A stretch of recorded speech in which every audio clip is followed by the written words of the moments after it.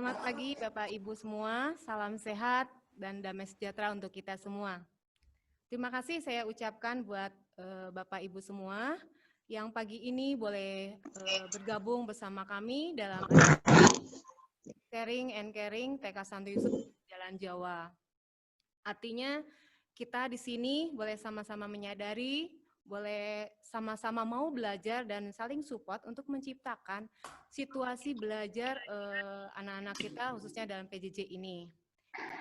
Adapun tujuan parenting ini yaitu agar orang tua, guru, dan anak dapat bersinergi dalam menciptakan situasi belajar dengan memberikan stimulus yang tepat buat tumbuh kembang anak didik kita selama ini.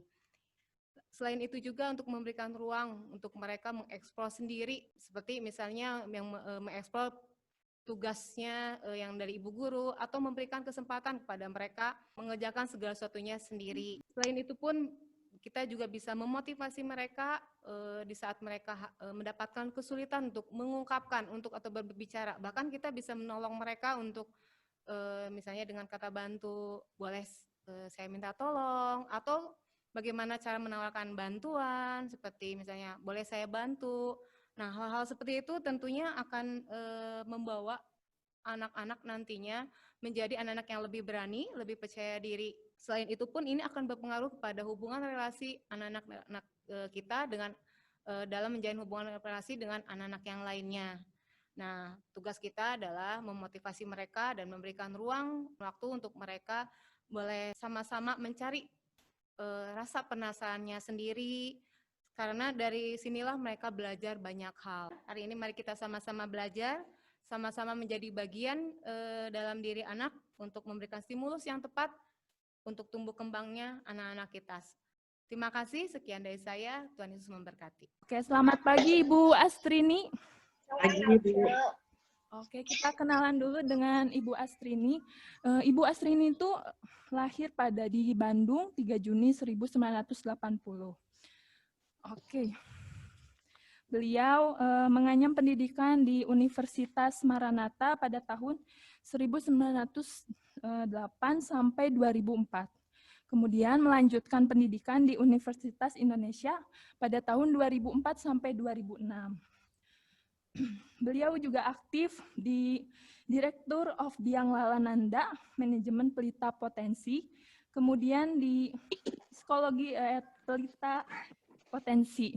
Sangat banyak sekali ya. Beliau juga sempat seminar and training, online seminar, terus kemudian banyak sekali kegiatan-kegiatan yang telah Ibu Astrini. Kemudian, selanjutnya kita akan langsung membahas tentang mendengarkan paparan dari Ibu Astrini tentang stimulasi tepat tumbuh kembang anak selama PJJ. Oke, Bu Astrini, bagaimana sih stimulasi yang tepat untuk tumbuh kembang anak selama PJJ ini yang baik itu seperti apa? Terima kasih Bu Wina untuk pengantarnya. Saya mulai aja ya. Selamat pagi Bapak Ibu.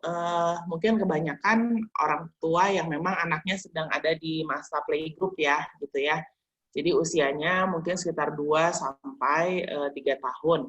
Pagi hari ini saya diminta untuk sharing bagaimana sih kita bisa memberikan stimulasi yang tepat untuk tumbuh kembang anak-anak kita dengan proses pertumbuhannya saat ini selama PJJ berlangsung gitu ya, selama pembelajaran jarak jauh ini berlangsung gitu. Pastinya banyak hal yang memang dirasakan oleh orang tua juga di rumah gitu ya, dan anak-anak juga adaptasi juga gitu dengan situasi yang ada gitu, yang tadinya mungkin orang tua membatasi gadget banget gitu ya. Terus sekarang sekolahnya online, jadi pada akhirnya banyak menggunakan laptop dan banyak menggunakan handphone juga gitu. Jadi gimana nih gitu dengan perubahan yang seperti ini gitu ya.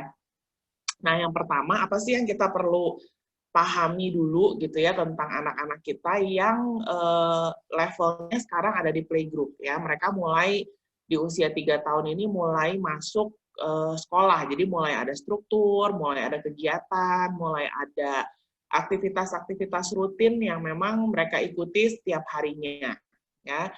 Pertama, kita paham bahwa anak-anak kita yang ada di playgroup ini adalah masuk di generation alpha. Jadi kalau Bapak Ibu tahu bahwa McCrindle dari Australia itu memang bikin kohort ya, bikin kelompok-kelompok generasi gitu ya. Nah, si anak-anak kita yang lahirnya tahun 2010 ke atas itu masuknya di generation alpha ya. Jadi kalau sekarang si generasi ini paling tua di usia 10 tahun ya, mungkin mereka ada di kelas 5 atau di kelas kelas 5 mungkin di kelas 5 SD ya. Sekitar itu gitu.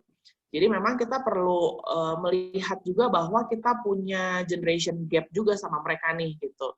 Mungkin Bapak Ibu ada yang masuk di generasi bisa jadi 2 sebelum generasi alpha ini gitu ya. Kalau kita lihat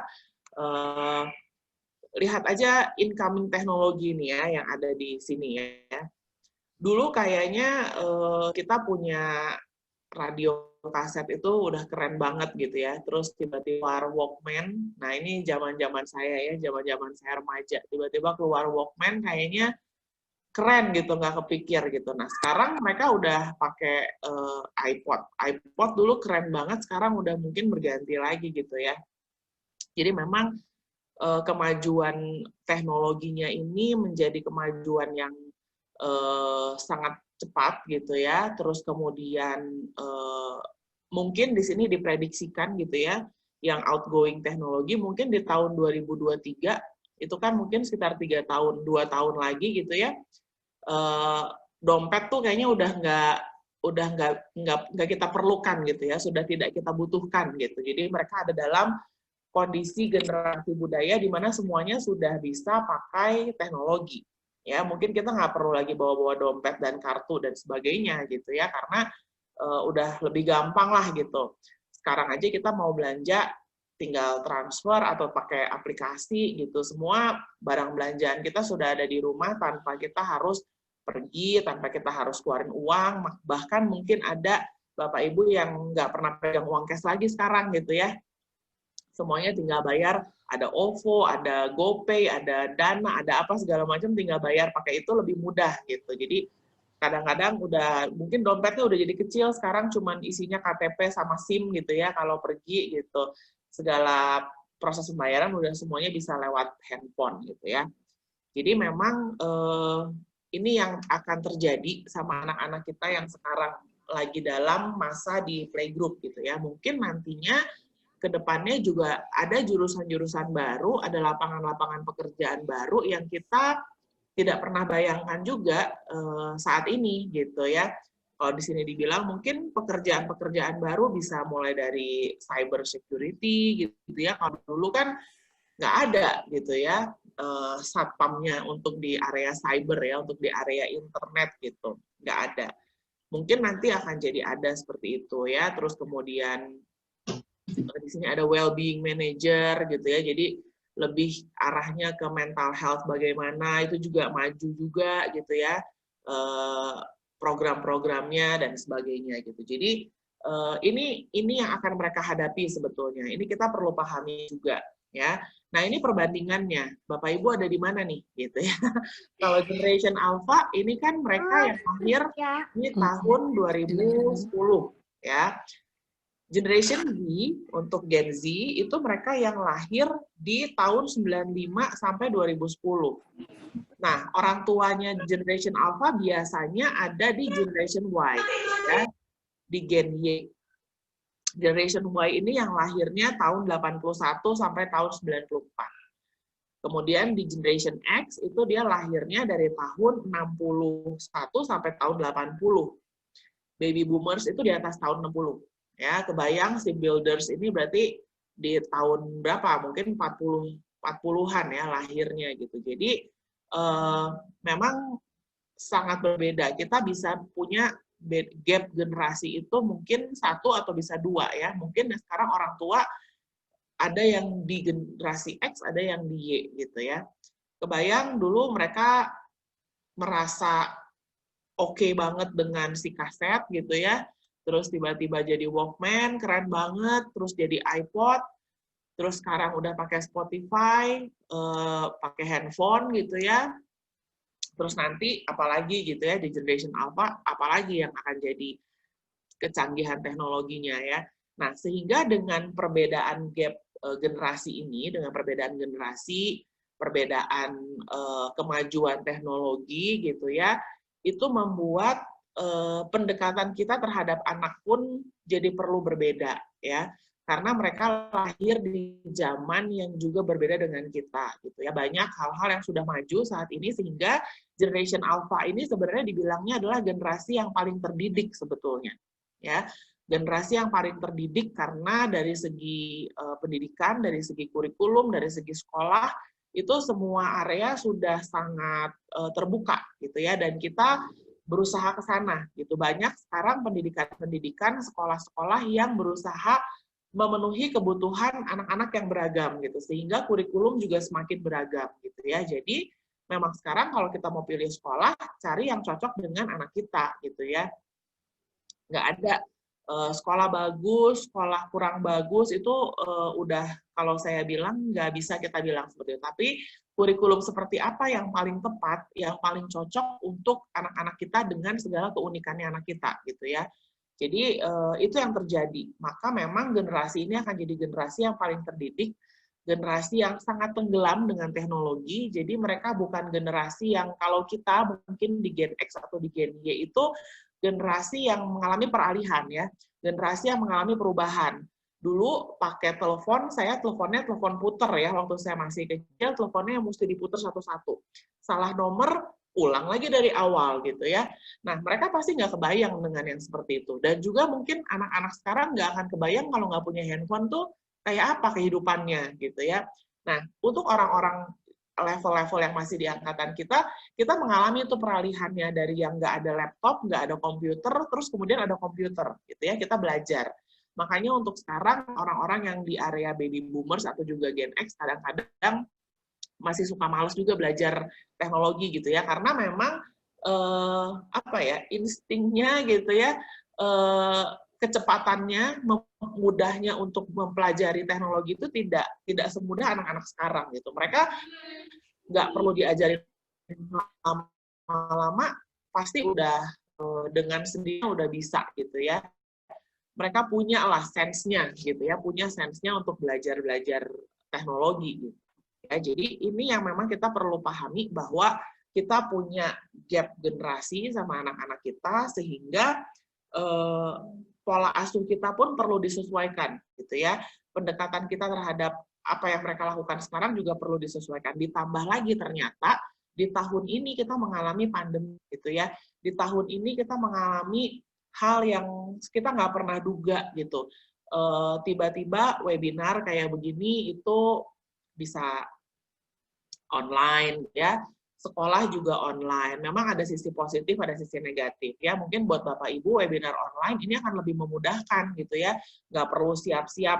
Kalau kebayang kalau misalnya jam 8 udah ada webinar di sekolah gitu ya. Mesti pagi-pagi siap-siapnya, buru-burunya, brak-bruk-brak-bruknya kayak apa gitu ya untuk bisa lebih santai gitu ya. Tapi kita tetap bisa dapat webinar, kita tetap bisa dapat materi gitu. Jadi memang ada positif negatif dengan apa yang kita alami saat ini. Jadi tadi ya, pertama kita perlu paham kondisi anak kita ada di budaya yang seperti apa sih gitu ya, akan mereka hadapi nanti ke depannya tuh akan seperti apa gitu ya. Karena prosesnya semuanya sudah serba instan, dengan teknologi semuanya serba cepat gitu ya. Apa yang mereka lihat, tontonan mereka itu juga semakin beragam gitu. Kalau kita dulu nunggu Doraemon aja seminggu sekali gitu ya, kalau sekarang mereka mau nonton kapanpun bisa gitu ya. Itu perbedaannya. Yang kedua, iya ada pertanyaan?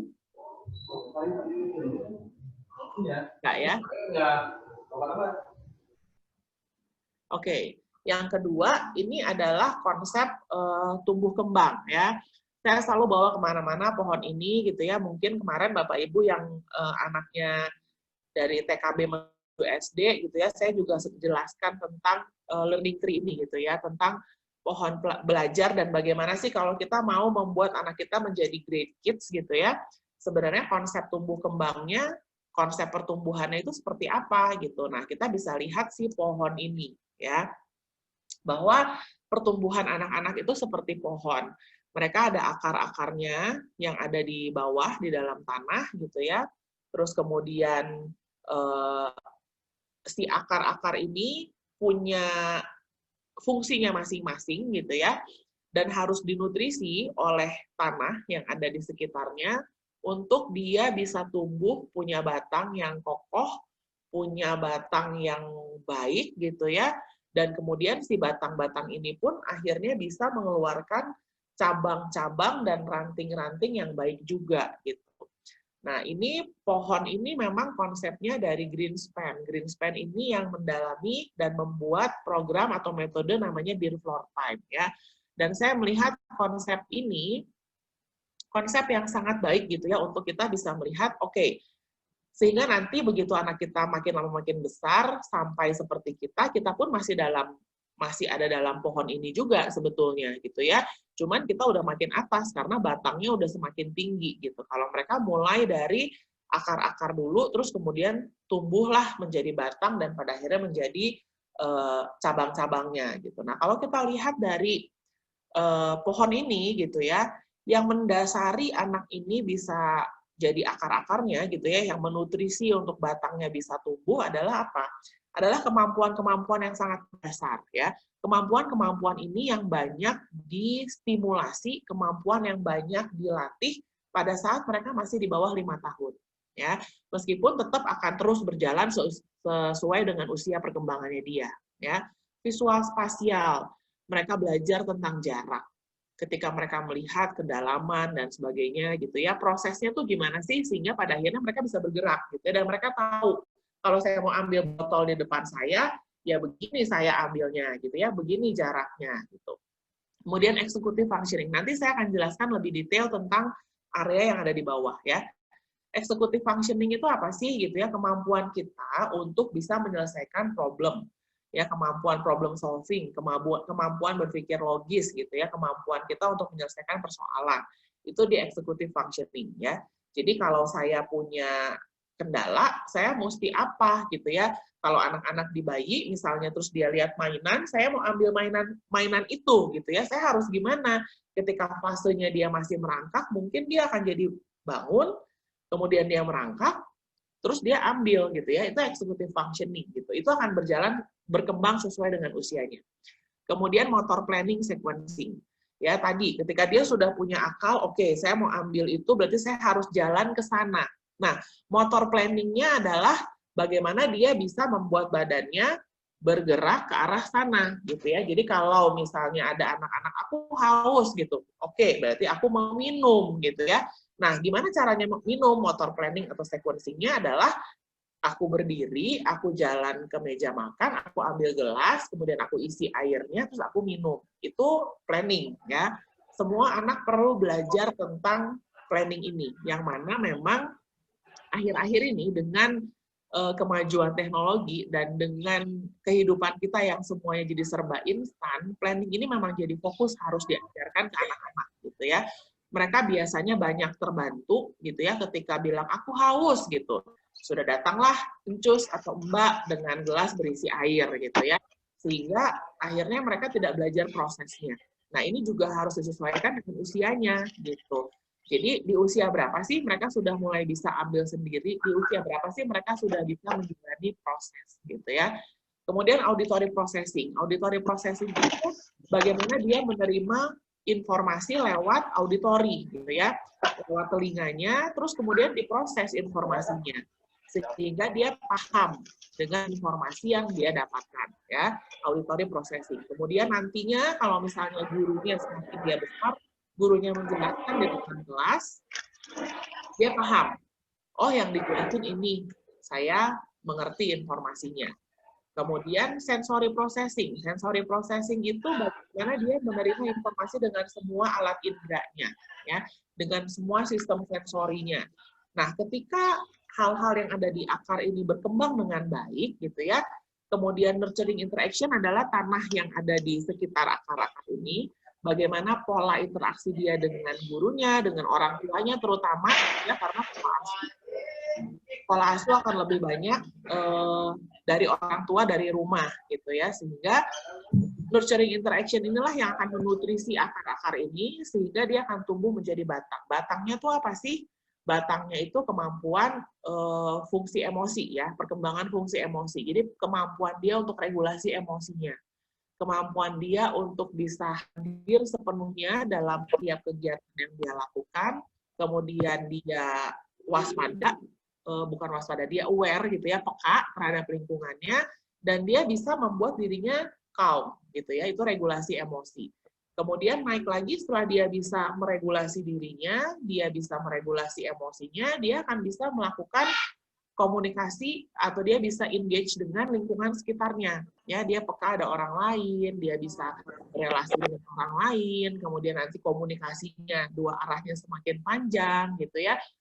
Komunikasi dua arah semakin panjang, semakin muncul ide-idenya gitu ya, sudah mulai bisa pretend play biasanya di umur 4-5 tahun ya, sudah bisa berimajinasi, oh ini tuh apa gitu ya.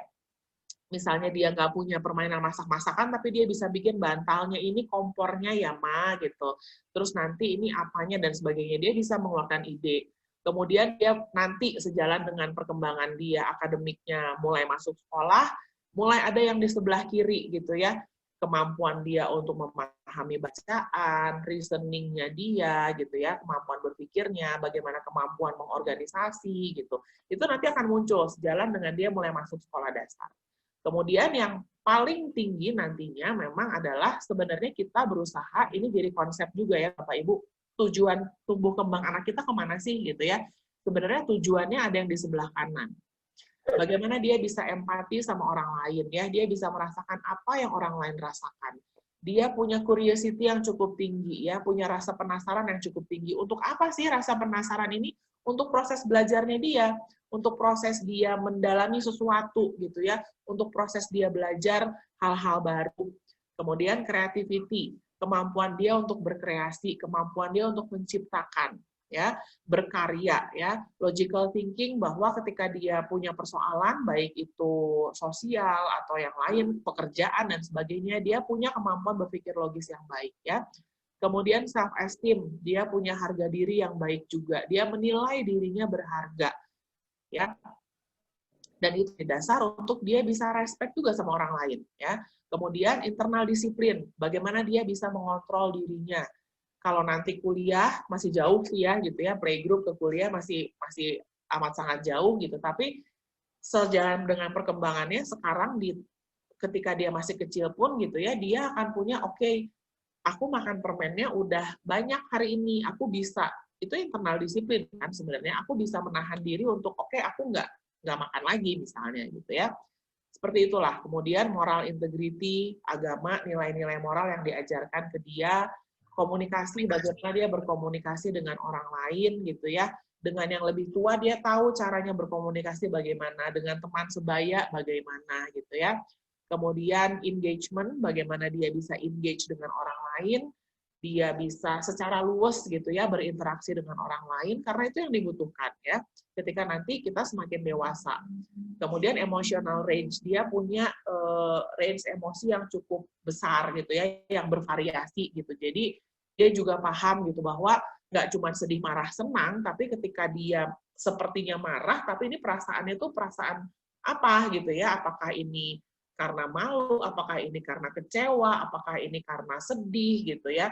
Nah, itu dia perlu belajar yang bervariasi. Jadi sebenarnya tumbuh kembang kita, proses kita bertumbuh dan berkembang itu sebenarnya lebih atas dari akademik adalah ini. Ya, apa yang ada di cabang di sebelah kanan gitu. Nah, kenapa saya bilang ini jadi bagus? Sehingga ini bisa jadi patokan, bisa jadi batasan kita ketika kita mau membantu anak kita bertumbuh dan berkembang. Seperti apa sih gitu ya? Tujuannya sebenarnya lebih ke sana gitu. Jadi kalau nanti semakin dia besar muncul banyak pertanyaan, jurusannya IPA atau IPS ya gitu. Mungkin ya ada juga beberapa yang akhirnya punya sudut pandang sendiri-sendiri, lebih bagus mana sih jurusannya gitu, atau ketika nanti dia mau memilih jurusan kuliah gitu ya. Nah, perbedaan-perbedaan itu akan kalau didasari dengan ini akan lebih mudah untuk dilalui gitu ya. Ketika punya perbedaan pendapat antara orang tua sama anak gitu. Anak mau jurusannya apa, orang tua mau apa gitu. Nah, jadi ini satu konsep tumbuh kembang yang saya bilang sangat bagus sehingga bisa jadi acuan kita, ya. Nah, yang kita jadi fokuskan sekarang untuk anak-anak yang masih di bawah 5 tahun gitu ya, bagaimana kita bisa menutrisi akar-akar ini karena mereka sedang mulai bertumbuh gitu ya, mereka sedang mulai untuk mengembangkan potensi-potensi yang dia punya. Nah, ini yang lebih spesifiknya adalah segitiga belajar ini ya. Jadi kalau yang tadi executive functioning gitu ya, auditory processing, sensory processing gitu ya, visual processing itu berkembangnya gimana sih gitu ya? Itu berkembangnya lewat segitiga belajar ini ya. Jadi kita bisa lihat bahwa sistem sensori itu yang paling dasar ya, yang paling dasar berkembang di anak-anak. Dan karena ini segitiga, konsepnya adalah maka memang harus berjalannya begini supaya yang kokoh ini menunjang apa yang ada di atas untuk mereka siap pada akhirnya punya kemampuan academic learning gitu ya, kemampuan untuk bisa menangkap hal-hal yang lebih akademik gitu. Nah, ini prosesnya. Jadi untuk anak-anak yang masih di bawah 5 tahun, mereka masih di fisik. Kenapa akhirnya kebutuhan geraknya jadi tinggi gitu ya? Karena mereka belajar dari bergerak dan pekerjaan utamanya adalah bermain gitu ya. Nah, kita lihat dari susunan syaraf pusat masuk ke sistem sensori. Ini memang sudah berkembang sejak dia ada dalam kandungan gitu ya. Nah, sejalan dengan itu setelah nanti dia lahir, ini akan terus bertumbuh sampai ke atas. Sistem sensori ini adalah alat indera. Yang selama ini kita tahu alat indera kita ada 5 gitu ya, yang biasanya diajarkan juga alat indera kita ada 5. Sebetulnya alat indera kita ada 7 kalau dilihat dari sini. Yang berkembang duluan memang adalah taktil, vestibular, dan proprioception. Taktil itu perabaan, semua yang ada di seluruh permukaan badan kita ya. Kemudian vestibuler itu adalah keseimbangan. Organnya ada di dalam telinga ya. Proprioception itu adalah otot dan sendi ya, alat indera dari otot dan sendi yang ada di badan kita gitu ya. Nah, baru setelah itu ada penciuman, ada visual penglihatan, ada auditori pendengaran, gustatori pengecapan ya. Nah, sistem sensori ini perlu berkembang dengan baik untuk apa? Untuk supaya anak-anak bisa menerima informasi dengan optimal ya. Jadi biasanya kalau misalnya untuk anak-anak yang punya keterbatasan, misalnya dia tidak bisa melihat gitu ya, untuk anak-anak yang tunanetra. Nah, itu dia akan meningkatkan sistem sensori yang lain gitu ya. Jadi informasi akan dia dapatkan lewat perabaannya dia dan juga penciumannya dia misalnya gitu ya. Jadi makanya untuk anak tunanetra kan ada huruf braille ya sebagai salah satu sarana untuk mereka bisa dapat informasi menggantikan dari matanya gitu. Yang memang 70-80% informasi itu kita dapatkan dari mata kita sebenarnya ya, dari visual ya. Nah, jadi sistem sensori ini perlu berkembang dengan baik. Dia perlu distimulasi supaya semua sistem sensori kita bisa menerima informasi ya. Kita tahu kasar halus dari mana. Kita tahu panas dingin dari mana gitu ya. Kita tahu ini berwarna-warni, semua dari sistem sensori. Kita tahu ini makanan ini enak atau enggak, kita suka atau enggak, semuanya dari sistem sensori gitu ya. Sehingga ini yang perlu distimulasi. Ya, kegiatan-kegiatan kita perlu menyasar sistem sensori ini supaya setiap anak punya kemampuan untuk bisa menerima informasi. Jadi yang baik adalah dia punya range yang cukup besar. Memang sih sistem sensori itu preferensi juga ya.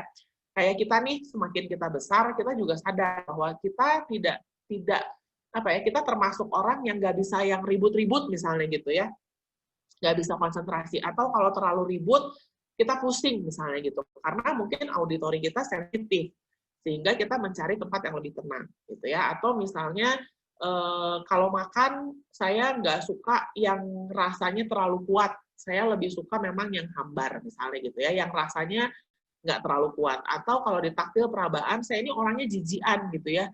Pokoknya saya nggak suka tuh pegang-pegang yang lembek-lembek misalnya gitu, atau misalnya kotor dan sebagainya, saya nggak suka gitu. Memang preferensi, tapi kalau untuk kita yang sudah lebih besar, kita punya strategi gitu ya. punya strategi untuk mengatasi itu. Sementara di anak-anak yang lebih kecil belum bisa gitu. Nah, kita harus lihat range dari sistem sensorinya masing-masing anak ya. Kadang-kadang ada anak yang terlalu sensitif sehingga pada akhirnya sangat tidak bisa di situasi keramaian misalnya gitu ya. Ulang tahun teman udah pasti nggak bisa, Miss, gitu. Soalnya udah pasti maunya di mobil aja, nggak akan mau turun, nggak mau denger teman-temannya nyanyi, apalagi kalau nyanyi tepuk tangan gitu ya, terus nanti ada apa segala macam nggak bisa, karena auditorinya terlalu sensitif misalnya. Atau vestibuler, nggak bisa kalau main ayunan, nggak bisa yang kenceng-kenceng, harus yang aja, atau malah justru harus kenceng banget misalnya gitu. Nah, itu sebenarnya kaitannya dengan sistem sensori gitu. Yang paling baik ketika fungsinya semua bisa difungsikan gitu ya. Kalau sampai terlalu sensitif atau terlalu besar kebutuhannya, biasanya itu nanti problemnya di fungsinya dia. Ketika dia harus mulai sekolah, playgroup misalnya, nggak bisa diem lah, nggak bisa blend sama teman-teman dan sebagainya gitu ya. Nah, itu yang biasanya kita cek kalau di tumbuh kembang ya. Kita cek untuk kita tahu stimulasi jadi harus bagaimana, apakah anak ini sampai butuh intervensi atau tidak ya. Nah, jadi ini sistem sensori. Setelah mereka menerima informasi dari sistem sensorinya, maka akan terus naik ke atas perkembangannya, mereka jadi punya kepekaan terhadap badannya gitu ya, tahu bahwa oh badan saya ada atas bawah, ada kiri kanan gitu ya. Terus kemudian saya bisa kalau saya mau jatuh, saya harus gimana gitu, posisi badan saya harus gimana, postural security gitu ya, motor planning. Nah, itu akan mulai. Jadi ketika anak sudah mulai dari bayi 4 bulan, sudah mulai bisa tengkurap, kemudian sudah mulai bisa melihat ke atas gitu ya, sampai nanti dia onggong-onggong, terus kemudian dia bisa merangkak, dia bisa merambat gitu. Nah, ini semua terjadi ya. Kemampuan untuk bisa screening input yang masuk gitu ya. Ada banyak suara, tapi saya memang lagi fokus sama mama saya misalnya gitu. Jadi dia bisa bisa screening ya. Terus ini berkembang, kemudian berkembang ke visual spasial, ini harusnya visual spasial perception gitu ya. Berkembang ke auditory language skill, mulai bisa ngoceh, mulai bisa ngomong gitu. Terus kemudian mulai tahu anak 9 bulan itu lagi belajar depth perception gitu ya, ke jarak dan sebagainya gitu ya. Biasanya dia akan lebih suka lempar-lempar barang gitu. Kadang-kadang kita bilangnya anaknya kok belum setahun udah nakal ya gitu. Padahal sebenarnya dia lempar barang itu lagi belajar tentang jarak sebenarnya. Oh, mamanya di sana, saya lemparnya lebih kencang gitu ya, kalau bisa kena sama mamanya gitu. Nah, itu mereka lagi belajar di situ. Kemudian koordinasi mata dan tangan gitu. Makanya di TK itu lebih banyak kegiatannya bergerak, main, kemudian motorik ya. Untuk apa sih? Untuk pada akhirnya menunjang academic learning yang ada di atas. Ketika mereka sudah mulai masuk sekolah yang lebih formal di sekolah dasar. Nah, entah ini jadi kabar baik atau kabar buruk gitu ya. Kabarnya jadinya segitiga ini nggak ada jalan pintasnya gitu ya, nggak ada shortcutnya gitu, bahwa ya udah deh kalau ini nggak terlewati kita shortcutnya gini aja deh, nggak bisa. Dan ini harus dilewati dari bawah ke atas gitu ya, jadi nggak bisa terbalik segitiganya begini gitu misalnya. Kalau academic learning yang di bawah, kognitif yang di bawah, dia akan lebih mudah goyang nih gitu sebagai piramid gitu ya, dan nggak kokoh gitu. Jadi memang yang harus distimulasi pertama adalah di badan dulu, bagaimana dia bisa belajar lewat bergerak tadi gitu ya, bagaimana dia bisa menerima informasi secara optimal dari dia bergerak untuk kemudian masuk ke area kognitif. Kalau area kognitif itu akan sangat mudah distimulasi sebenarnya gitu ya. Mau tiap hari kita ajarin warna, tiap hari kita ajarin angka gitu ya, ketika anaknya masih di usia kecil sebenarnya bisa-bisa aja. Tapi balik lagi, kita perlu lihat dari proses ini sebenarnya yang mereka butuhkan apa sih di usia itu gitu ya. Nah, ini adalah segitiga belajar juga yang menjadi acuan kita untuk bisa tadi menutrisi apa yang ada di akar. Supaya nanti ketika dia tumbuh gitu ya, dia mulai bisa regulasi dirinya, dia bisa dan kemampuan regulasi sebenarnya dari dia bayi juga udah mulai muncul gitu. Jadi semua si pohon kecil ini tuh memang muncul begini gitu ya dari dia lahir gitu, dan itu yang kita harus bantu untuk stimulasi. Nah, jadinya untuk area-area tumbuh kembang apa yang perlu kita lihat gitu ya, perlu kita ukur aspek-aspek tumbuh kembangnya, ini nanti bisa diobservasi juga oleh guru di sekolah gitu ya, oleh orang tua di rumah gitu ya, motorik kasar, motorik halus, pengamatan, bicara, dan sosialisasi. Jadi motorik kasar itu gelondongan ya, otot-otot besar, terkaitnya dengan otot besar. Motorik halus itu terkait dengan kemampuan otot-otot kecil, semua yang ada di ujung-ujung badan kita ya. Pengamatan itu bagaimana dia bisa mengamati lingkungan sekitarnya, bicara, kemampuan berbicaranya dia, sama sosialisasi, kemampuan dia berinteraksi dengan orang-orang di sekitar dia. Nah, untuk anak-anak yang ada di playgroup, ini saya berikan tetap dalam 3 level gitu ya, 24 bulan, 36 bulan, sama 48 bulan. Sehingga Bapak Ibu bisa tahu, oh di 24 bulan, sebelum 3 tahun nih gitu ya, di proses dia menuju 3 tahun itu sebenarnya kalau motorik kasar kita lihatnya dari mana nih gitu ya. Kemudian di 3 tahun itu dia mulai bisa apa, baru di tahun dia bisa apa ketika nanti dia masuk TK gitu. Jadi kita tahu kira-kiranya yang akan dilihat ini gitu. Jadi memang ketika dia masuk di 24 bulan dia sudah mulai bisa loncat 2 kaki. Ini nggak harus tepat ya Bapak Ibu ya, bahwa pokoknya 2 tahun gitu ya. Kalau kecepatan gimana? Kalau kelamaan gimana gitu? It's okay selama masih dalam range sekitar 3 sampai 6 bulan ke depan gitu ya. Jadi kayak misalnya berjalan aja. Berjalan itu jadi tolok ukur tumbuh kembang di usia 1 tahun. Ya, 1 tahun dia sudah mulai bisa berjalan. Kalau 1 tahun belum berjalan gimana? Nggak apa-apa gitu ya, selama muncul nanti sampai dia maksimalnya di 18 bulan. Ya, 18 bulan nggak bisa jalan, itu yang baru jadi red flags buat kita. Jadi bendera merah buat kita. Oke, berarti harus saya periksakan gitu ya, berarti harus saya cari tahu kenapa itu belum muncul. Ya, sama. Lompat dengan 2 kaki itu kan menunjukkan bahwa dia sudah mulai paham akan badannya dan dia bisa angkat badannya untuk loncat gitu ya. Bisa muncul di memang range-nya rata-rata di 2 tahun dia sudah bisa. Tapi kadang-kadang ada anak yang di sekitar 20 bulan, 21 bulan itu sudah mulai muncul. Jadi kalau dia anak-anak kalau kita lihat ya, kebetulan karena anak saya di 21 bulan saat ini gitu ya, saya melihat proses ini, dia awalnya mulai dari sekitar mungkin 18 atau 19 bulan gitu ya, badannya udah mulai gitu-gitu, tapi belum bisa loncat gitu. Nah, setelah dia masuk di 20 bulan, pelan-pelan dia mulai bisa loncat gitu ya. Nah, kenapa jadi akhirnya suka loncat-loncat di tempat tidur, di sofa, dan sebagainya gitu ya, memang lagi masanya di usia begini. Nah, nanti kalau dia sudah SD gitu ya, udah SD kelas 3 tapi masih tetap butuh loncat-loncatan kayak gitu, itu mungkin yang kita jadi perlu perhatikan gitu ya. Harusnya di usia dia lebih besar sudah tidak begitu tuh gitu kebutuhannya gitu ya. Kalau di 24 bulan, di masih di bawah 5 tahun kan masih stimulasi motorik kasar, motorik halus gitu. Jadi kegiatannya masih akan lebih seperti itu ya. Di 3 tahun dia sudah mulai bisa turun tangga dengan kaki bergantian. Ini juga menunjukkan koordinasi sebetulnya gitu ya. Koordinasi dari badannya dia. Kemudian di 4 tahun dia bisa loncat 1 kaki. Imbang gitu ya, badannya bisa lebih seimbang. Nanti di 5 tahun loncat 1 kakinya ke arah depan gitu. Jadi perkembangannya dia perkembangan dan dia bisa lari, bisa ngerem, kalau larinya kecepatan mau nabrak dia bisa ngerem berhenti gitu ya. Terus lama-lama dia bisa loncat, terus nanti dia bisa koordinasi tubuhnya kiri kanan untuk yang silang gitu ya, tadi bergantian, kemudian bisa menjaga keseimbangannya dia, itu proses dari motorik kasar. Motorik kasar ini yang akan membantu dia nantinya bisa duduk bertahan lama, mensupport ya, badannya mensupport dia untuk duduk tahan lama ketika di SD. Memperhatikan apa yang gurunya jelaskan gitu ke dia. Nah, ini motorik kasar. Kemudian masuk di motorik halus ya.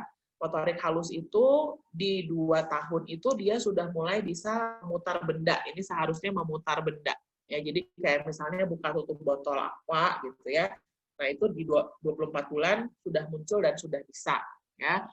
Tetap ada range-nya tadi. Kemudian di 36 bulan, di 3 tahun, mungkin dia nanti mulai bisa meniru bentuk sederhana. Mungkin pegang pensilnya masih begini, atau misalnya masih begini gitu ya, nggak apa-apa, masih begini, jadi dia bisa bikin garis, dia bisa melingkar, melingkar, melingkar gitu.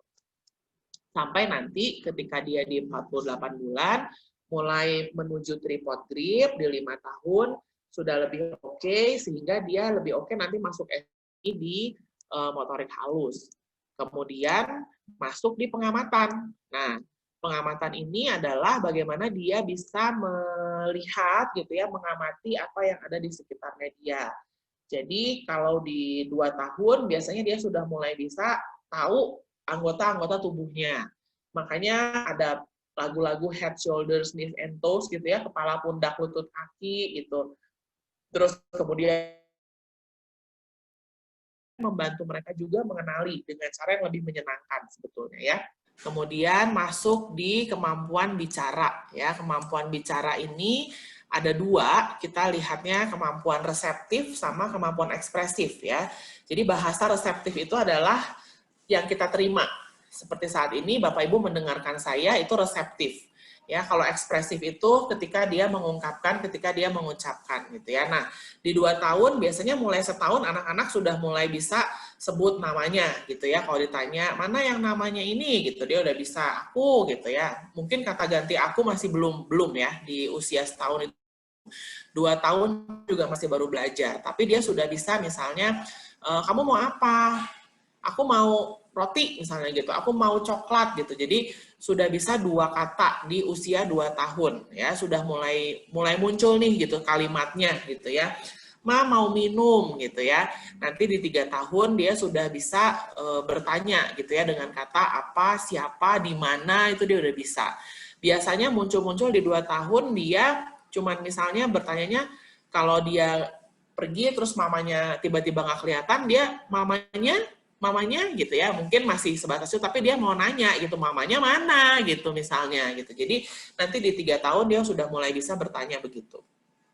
Ini siapa mah gitu, itu apa mah gitu ya, dia sudah bisa bertanya begitu.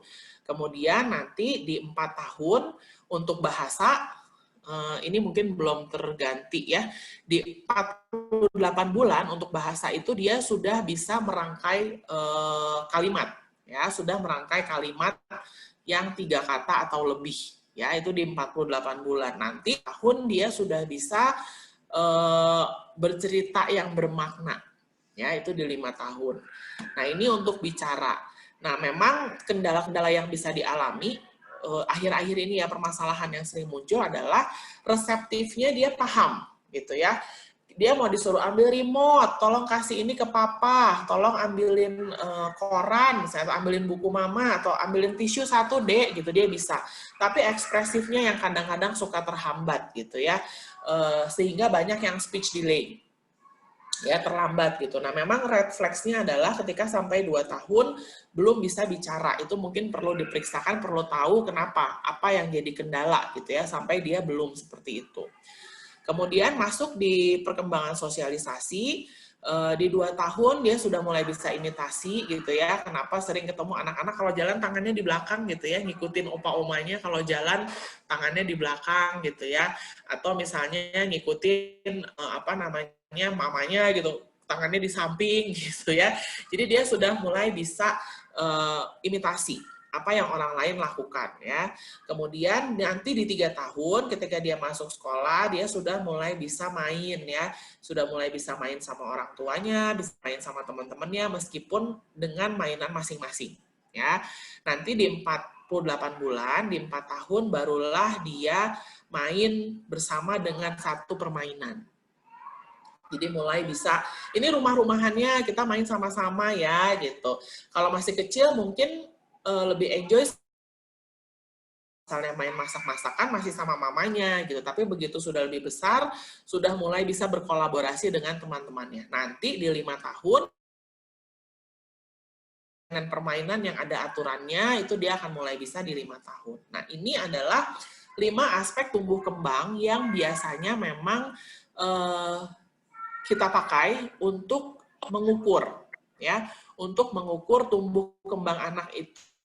Jadi untuk kita bisa memberikan stimulasi yang tepat, tadi kita perlu paham gitu ya konsep-konsepnya. Nah kemudian sekarang apa yang kita perlu lakukan? Ketika kita memberikan stimulasi, kita perlu untuk anak usia 2-3 tahun, kita perlu perhatikan 3 area ini, gitu ya. Jadi stimulasi yang kita berikan perlu berkaitan dengan kemampuan berpikir, kemampuan untuk berkomunikasi, dan kemampuan untuk connect, ya, untuk bisa terhubung dengan orang-orang yang ada di sekitarnya. Ini 3 area yang jadi landasan, gitu ya, untuk ketika kita membuat kegiatan untuk anak. Nah, ini bisa digunakan oleh orang tua, bisa juga nanti digunakan oleh guru ketika mau memberikan program. Jadi misalnya PR-nya di rumah apa, gitu ya, untuk anak-anak yang lebih kecil. Nah, yang pertama yang kita perlu lihat adalah kegiatan yang memang banyak melibatkan aktivitas gerak.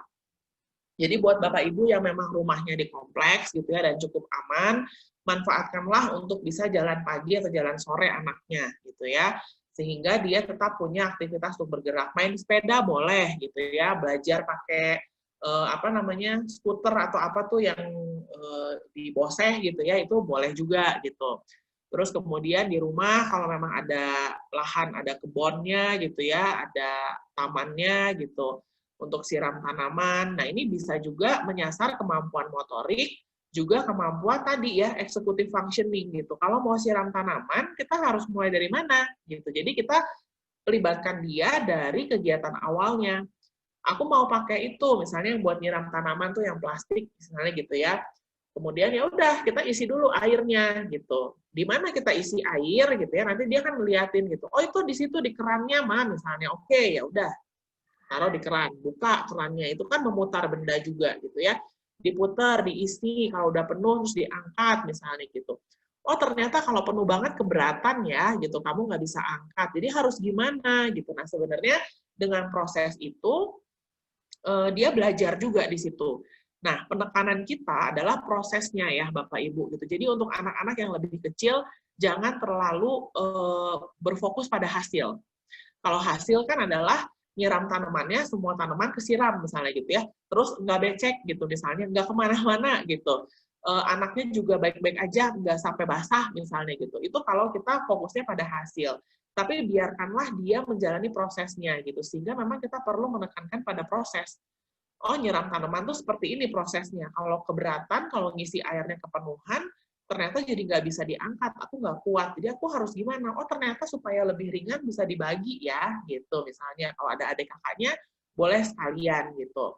Terus kemudian supaya nggak banjir, supaya nggak basah banget, berarti siramnya harus ke semua gitu, nggak bisa di satu tempat aja gitu. Itu kan proses sebetulnya ya yang mereka belajar gitu. Memang kenapa jadi perlu kita fokuskan karena untuk anak-anak zaman sekarang kegiatan seperti ini itu jarang ya. Yang mereka punya ketika ada waktu luang ya udah main sama gadgetnya gitu kan. Sementara waktu kita masih kecil gitu ya, untuk orang tua yang ada di Gen X gitu ya atau di Gen Y, di Gen X lah terutama, waktu kita masih kecil kita tuh mainnya di luar ya manjat pohon lah gitu ya main sama tetangga lah di luar gitu kan dengan mainan seadanya gitu. Kalau anak-anak sekarang kan mainannya sudah sangat bagus sekali gitu ya. Kalau saya lihat bisa ada satu koper isinya obeng-obengan misalnya gitu ya. Satu koper bisa dipakai buat barbecue gitu ya. Bisa dipakai untuk pretend play main masak-masakan gitu. Dulu kita semuanya alami gitu. Dulu kita semua carinya benar-benar apa yang kita temukan di luar gitu, sehingga proses ini itu kita dapatkan secara natural ya ketika kita di luar. Bahkan dulu mungkin boleh keluar main hujan-hujanan gitu. Untuk sekarang sepertinya orang tua agak khawatir ya seperti itu, apalagi dengan pandemi kayak begini gitu. Jadi proses mereka untuk mendalami atau mengalami yang seperti ini semakin berkurang. Lahannya semakin berkurang. Kadang sekolah juga bentuknya nggak punya taman gitu ya. Kalau dulu saya sekolah udah pasti bak pasir yang besar ada gitu ya. Terus udah gitu mainan buat panjat-panjatan, perosotan, ayunan semua itu ada gitu, lahannya masih ada. Sekarang makin lama makin kecil gitu. Sehingga fasilitas untuk mereka bergerak dengan bebas juga jadi kurang gitu ya.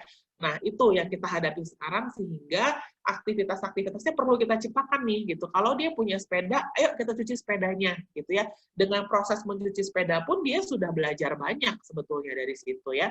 Dari mulai ambil sabunnya, siapin sabunnya, terus kemudian dikasih air sampai selesai. Gitu. Itu proses juga ya. jalan pagi, jalan sore, terus membantu kegiatan di rumah yang sederhana ya.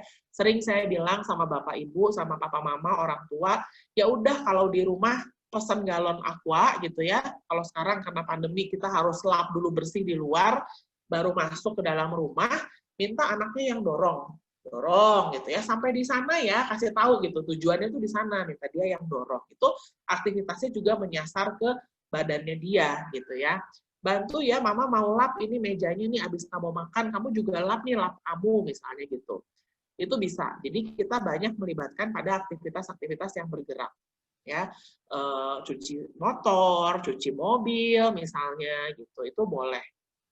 Kemudian melatih kemandirian, ini juga penting ya. Melatih kemandirian ini sebenarnya menyasar banyak hal ya. Menyasar motorik iya, menyasar pengamatan iya gitu ya, menyasar bicara juga iya gitu, dan dia juga jadi aware sama lingkungan yang dari sekitarnya. Jadi boleh kemandirian itu mulai diasah sejak kecil. Kalau untuk anak-anak yang masih setahun setengah sampai 2 tahun gitu ya, kayak anak saya, ya udah sekarang kita mau mandi, belum bisa buka baju sendiri, setelah dia selesai dibukain bajunya, ini bajunya baju kotor, masukin di keranjang yang kuning, masih spesifik memang mereka, masukin di keranjang kuning, itu tempat baju kotor kamu gitu ya, nanti dia akan jalan, masukin. Untuk anak-anak yang baru belajar jalan menyenangkan, karena dia memindahkan barang gitu kan, dia pegang terus masukin, dia pegang masukin, nanti ketika dia sudah besar, itu bisa jadi otomatis bahwa ketika saya punya baju kotor, saya masukin di keranjang baju kotor gitu ya. Terus kemudian makan sendiri ya, mulai diajarin untuk makan sendiri. Kadang-kadang memang karena kita pengen cepet, tidak berantakan karena itu menambah pekerjaan gitu ya, akhirnya kita suapin gitu ya. Nah, tapi untuk anak-anak yang sudah mulai bisa diajar mandiri, boleh, itu kan jadi konsentrasi dia, latihan fokus juga gitu, bahwa saya mau ambil makanan, lalu saya masukkan makanannya ke mulut saya. Nanti ketika dia sekolah, dia sudah punya keterampilannya gitu ya. Beberapa terjadi anaknya itu mogok karena apa? Karena tidak terbiasa. Begitu masuk di sekolah ada struktur, kemandirian itu sudah pasti jadi tuntutan gitu ya. Tahu lemarinya yang mana, bisa masukin sendiri, bisa ambil sendiri barang dari tas, bisa masukin barang dari tas. Nah, kalau tidak pernah dilatih, ketika dia masuk sekolah, teman-temannya mampu, dia nggak mampu. Nggak mampunya karena aku nggak tahu harus gimana gitu. Nah, itu kan masuk ke penilaian diri dia kan gitu. Teman-teman bisa, aku nggak bisa gitu. Jadi akhirnya nanti mogok gitu ya. Nah, jadi memang kemandirian ini sangat baik untuk distimulasi sejak dini, untuk bantu dia menghadapi situasi yang lebih luas juga ya. Beresin mainannya, beresin barang. Sekarang mau mandi, pilih mau pakai baju yang mana, misalnya ya, untuk anak-anak yang lebih besar itu bisa diberikan seperti itu. Kemudian orang tua juga bisa meluangkan waktu untuk main secara aktif. Jadi bukan instruktur, bukan komentator gitu ya, bukan juga interruptor gitu ya, bukan yang menginterupsi gitu ya. Jadi main secara aktif, mau itu pretend play, mau itu role play, atau main bola, atau bacain buku cerita, atau main board game gitu ya, itu bisa dilakukan untuk stimulasinya kemana-mana juga sebenarnya gitu ya. Kayak kemarin misalnya kita beli ular tangga yang pakai bahan spanduk, jadi ular tangganya berapa meter kali berapa meter gitu ya, anaknya jadi pionnya. Mungkin untuk anak 2-3 tahun masih agak sulit gitu ya, tapi nantinya ini bisa jadi salah satu alternatif juga gitu untuk bisa bermain bersama. Kalau di rumah sama-sama main pretend play, jadi memang meluangkan waktu kalau alanya di floor time mungkin 1 hari 2 kali 15 menit misalnya gitu ya, main sama mereka pretend play. Ketika Bapak Ibu main ya sudah singkirkan gadgetnya ya. Kita juga perlu mengatur mengelola diri kita juga. Oke, saat ini saya fokus sama dia sehingga quality time kita sama dia, kalaupun kita bekerja, karena saya juga ibu bekerja dan saya juga merasakan gitu susahnya mengatur waktu gitu ya. Gimana caranya untuk fokus sama anak juga, tapi kerjaan di tengah pandemi ini yang semakin nggak jelas jam kerjanya gitu kan.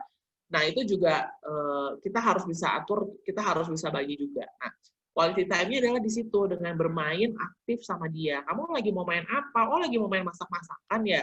Nanti dia akan tanya, mau apa? Gitu. Ponakan saya juga gitu suka nanya, gitu. Mau apa, gitu.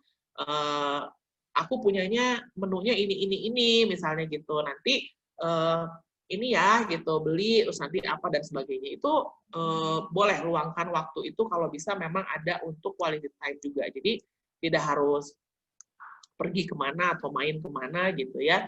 Jadi mainlah bersama anak di rumah. Nah, ini 3 stimulasi yang bisa dilakukan selama PJJ ini juga gitu ya. Dengan pembelajaran jarak jauh, mereka lebih banyak di rumah. Nah, gunakanlah untuk melatih kemandirian, untuk bisa banyak bergerak juga, terus kemudian untuk bisa mendekatkan kita punya bonding sama dia gitu ya. Beberapa sisi positif yang jadi pada akhirnya saya lihat adalah dengan PJJ begini, orang tua juga jadi melihat proses belajar anaknya. Yang selama ini mungkin karena banyak di sekolah, kita nggak pernah lihat tuh gitu prosesnya dia memahami sesuatu tuh gimana sih gitu ya. Tahu-tahu pulang ke rumah dia udah paham gitu kan. Pulang ke rumah oke, dia udah bisa gitu. Nah, sekarang kita bisa lihat nih prosesnya seperti apa. Sehingga pendekatan kita pun bisa lebih tepat juga ke anak-anak gitu. Jadi banyak yang saya sarankan buat orang tua, saatnya lah sekarang kita melatih kemandirian dia di rumah di saat dia punya waktu banyak di rumah, gitu ya. Jadi kita bisa latih di situ. Jadi kita perlu ingat bahwa yang kita lakukan itu adalah area di nurturing interaction ini, gitu ya. Area di sini untuk bisa menstimulasi apa yang ada di bawah, ya. Mungkin muncul gitu ya, udah bosan orang tuanya juga bingung gitu, sekarang mesti ngapain lagi gitu ya di PJJ ini gitu, semua permainan sudah gitu. Nah, ini saatnya kita men-challenge juga jadinya bagaimana mengeluarkan anak-anak dengan idenya mereka gitu ya.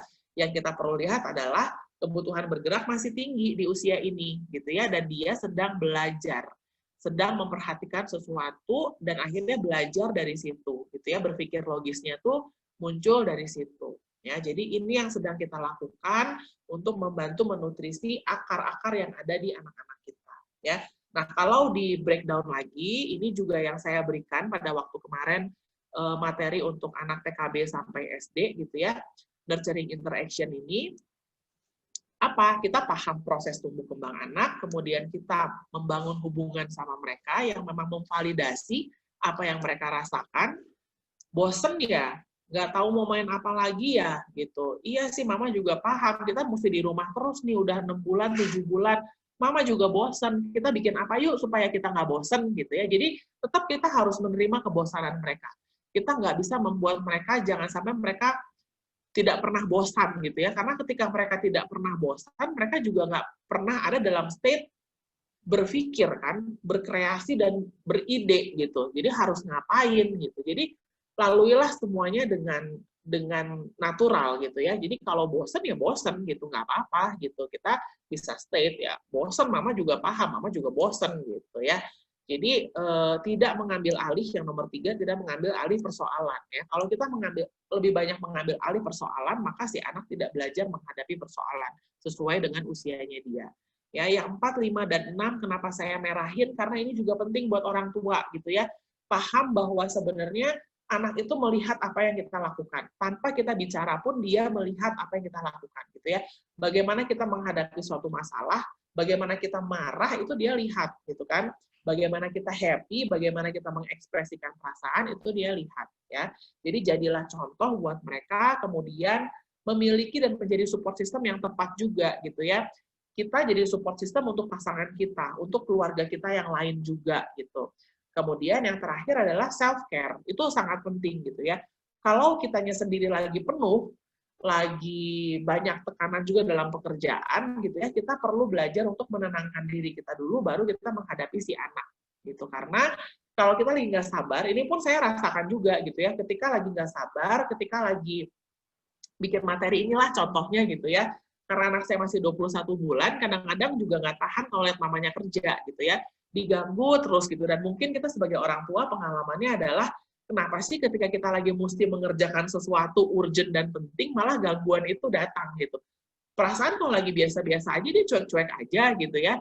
Ya iya sih, memang kalau saya pikir-pikir ketika saya ada di sebelah dia memang cuek-cuek aja karena perasaan mamanya ada bersama dengan dia itu membuat dia lebih aman gitu ya. Jadi dia bisa main explore dan sebagainya. Saya mungkin dicuekin gitu ya, mau saya ajak main apa dia masih sibuk dengan mainannya sendiri. Tapi ketika saya masuk kamar dan bekerja, kok dia bukannya main sendiri, dia malah cari-cari saya gitu ya. Nah itu kan membuat kita jadi nggak sabar gitu ya. Ayo dong gitu cepetan, kayak tadi malam misalnya, ayo dong cepetan tidur nih, materi Mama belum selesai buat besok pagi, sedikit lagi misalnya gitu ya. Akhirnya kan jadi nggak sabar dengan proses kasih dia tidur gitu ya. Nah itu memang kita perlu menyadari itu dan melihat, oke, self-care saya apa, gitu ya. Untuk saya bisa mengelola diri saya, mengelola emosi saya harus gimana, gitu. Jadi orang tua pun harus memperhatikan dulu dirinya, memperhatikan dulu kebutuhannya untuk bisa menolong orang lain. Samalah kayak di pesawat ya, kalau kita dikasih aturan-aturan di pesawat, tolong diri kita dulu sendiri dengan oksigen, baru kita bisa nolong orang lain gitu ya. Nah, jadi itu yang perlu kita tanamkan, perlu kita lihat untuk diri kita sebagai orang tua, dan bagaimana kita bisa stimulasi anak di usia yang sekarang masih 2-3 tahun gitu ya. Oke, Bu Wina, itu yang bisa saya sampaikan pada pagi hari ini, sharingnya. Mungkin silahkan masuk ke sesi tanya-jawab ya. Oke, terima kasih Bu Astrini. Oke, yang pertama itu, Bu, saya mau nanya, cara mengajari anak yang mudah teralih bagaimana? Nah, kemudian yang kedua, solusi untuk sosialisasi anak di masa pandemi, terutama yang tidak mempunyai adik kakak. Orang tua sendiri juga masih takut bertemu orang luar karena adanya pandemi ini. Oke. Tadi ya gitu ya, makanya stimulasi dengan kemandirian, belajar berproses gitu ya, makan sendiri, sebenarnya itu latihan untuk bisa fokus ya, latihan untuk bisa fokus pada satu kegiatan, sehingga memang untuk sekarang kita perlu perhatikan anak-anak ketika melakukan sesuatu jangan sampai terlalu banyak input buat dia gitu ya. Jadi kalau misalnya memang lagi main dengan mainannya, TV dimatikan gitu, tidak ada suara TV misalnya gitu. Terus kalau misalnya lagi makan, ya makan, fokus dengan makan bukan dengan menonton misalnya gitu ya. Jadi pada saat makan. Nah, memang untuk anak-anak 2-3 tahun ketahanannya belum lama ya. Mungkin untuk bisa fokus 5 menit sampai 10 menit aja itu sudah sangat bagus gitu. Jadi perlu dilihat mudah beralihnya yang seperti apa. Karena memang itu anak-anak gitu ya. Kadang saya minta anak saya ambilin mama tisu dong satu gitu ya. Ketika dia jalan mau ambil tisu, dia melihat yang lain, maka dia akan belok gitu ya. Karena itu lebih menarik gitu. Ya nggak apa-apa, habis itu balikan lagi dia ke fokus utamanya dia lagi apa gitu. Untuk anak-anak yang di 3 tahun ya. Kemudian yang kedua tadi nggak punya adik kakak, jadi memang itu salah satu keterbatasan yang dialami juga oleh semuanya gitu ya. Mungkin nanti kalau ada pertanyaan yang memang terkait dengan sosialisasi gitu ya, memang keterbatasan adalah untuk bisa bersosialisasi, untuk bisa ketemu sama teman-temannya. Memang pasti beda sih gitu ya, main sama teman-teman sama main sama orang tuanya gitu ya. Nah, kenapa tadi saya juga menyarankan untuk bermain aktif bersama anak, sebenarnya itu juga salah satu alternatif cara untuk membangun keterampilan sosial sebenarnya gitu ya. Jadi kan untuk bersosialisasi dia butuh keterampilan sosial. Untuk bersosialisasi memang susah ketemu sama teman-teman gitu ya, kecuali tadi punya adik kakak atau punya sepupu gitu ya, yang kita tahu bahwa memang saudara-saudara kita mungkin oke gitu ya, saling menjaga gitu ya. Jadi mereka juga nggak pernah ketemu siapa-siapa atau nggak pernah keluar kemana, keluar kota, kita juga, dan masih bisa, kita masih dekat untuk bisa saling berkunjung, mungkin masih oke dengan sepupu ya, asal memang tadi protokol kesehatan dan juga kita saling paham gitu, sesama orang tua gitu, itu oke.